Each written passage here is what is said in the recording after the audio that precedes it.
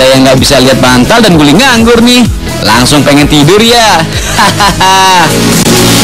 Guys, daripada tidur, kita kasih tebakan nih. Udah pada tahu dong, bahasa Inggrisnya bantal adalah pillow. Nah, kalau guling apa?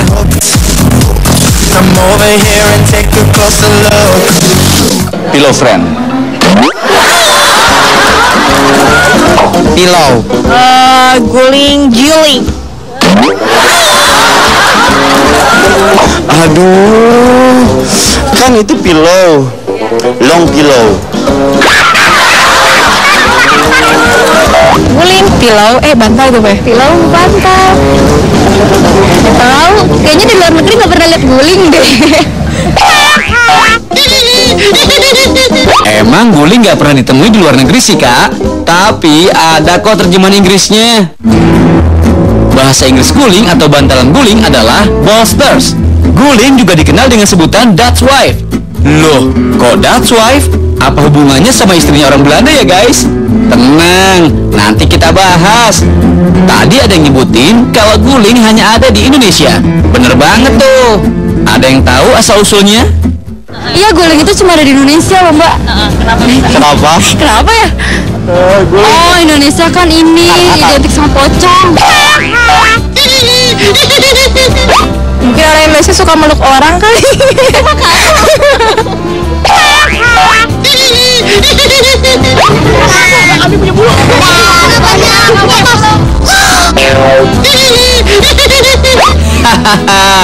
Bukan itu ya jawabannya. Nih, kita dengar penjelasan Pak Tommy aja ya. Soekarno pernah mengatakan bahwa salah satu milik Nusantara itu adalah bantal guling. Orang lain tidak punya. Di naskah Aceh dan naskah Panji dari abad 17 itu disebutkan bantal guling. Dan itu jauh sebelum Raffles. Jadi boleh dikatakan saya sangat confirm sekali berdasarkan naskah yang saya baca dari abad 17 bahwa bantal guling itu milik kita, istilah itu milik Nusantara. Let's get it on, yeah, y'all can come along. Everybody drinks on me, brought out the bar. Kata Dutch wife sendiri diciptakan sebagai bentuk sindiran antara orang Inggris terhadap Belanda.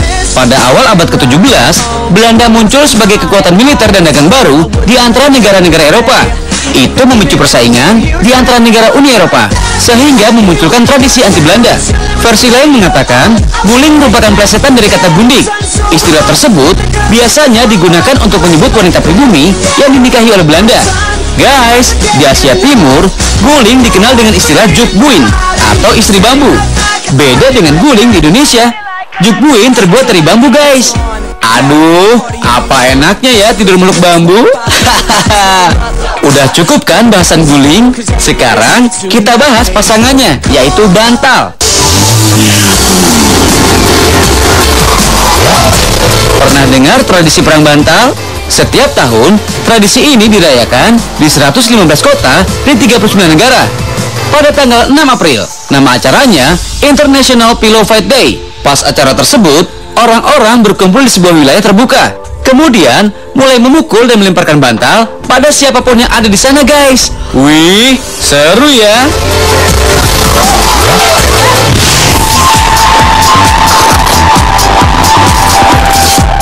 Coba cek baju, sepatu, sama tasnya. Ada perekat kain yang ini nggak? Kita tes yuk. Tahu nggak sih apa nama perekat kain ini? Apanya? Sepatu. Kancing jepret. Iya, teteh kancing jepret. Itu tuh namanya. Maklum teh orang Bandung saya. Dibuka bunyinya jepret gitu. Jepret.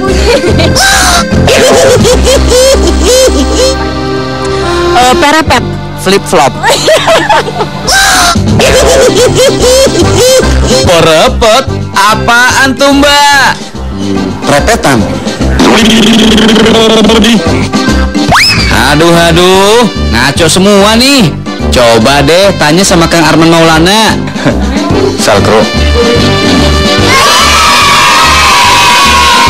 100 buat Kang Arman. Bener banget. Perekat ini disebut velcro. Velcro itu sebenarnya merupakan merek dagang pada awalnya. Namun dalam perkembangan selanjutnya, velcro itu menjadi nama generik yang merujuk ke salah satu aksesoris yang biasa dipakai di produk garment. Pada awal ditemukan velcro itu terbuat dari katun. Nah, velcro yang sekarang banyak beredar itu bagian hooknya terbuat dari filamen nilon, sedangkan bagian loopnya terbuat dari serat polyester. Velcro berasal dari akronim bahasa Prancis, velo dan crochet. Velo berarti velvet, dan crochet adalah pengait. Velcro terdiri dari dua bagian guys. Ada bagian kasar atau hook side dan bagian lembut atau loop side. Tahu nggak sih guys, Velcro ditemukan pada tahun 1941 di Swiss oleh George Mestral. Ide awalnya ditemuin nggak sengaja loh guys. Suatu hari, Mestral melihat benih bunga tistel yang terus menempel pada bajunya dan bulu-bulu anjingnya. Setelah diperiksa menggunakan mikroskop, terdapat ratusan kait yang mampu menempel pada permukaan lembut. Ide tersebut lalu dibawa ke sebuah perusahaan tenun di Lyons. Velcro pertama kali dibuat pada serat kapas guys. Sayangnya, kapas kurang memiliki daya rekat.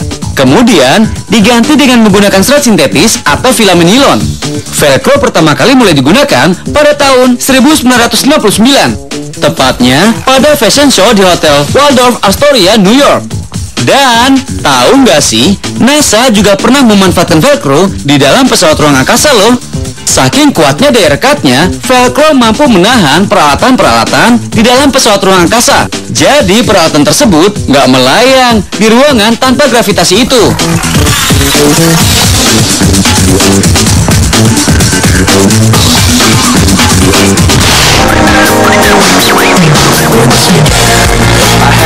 Ada yang tahu nggak sih, kenapa tiang listrik bentuknya silinder? Setelah yang satu ini ya guys. Karena biar bisa memanjat. Tiang listrik kenapa bentuknya bundar, itu bagus sekali itu ya. Gak tau gue kalau itu apa ya. Tapi itu bener loh, gue gak kepikiran.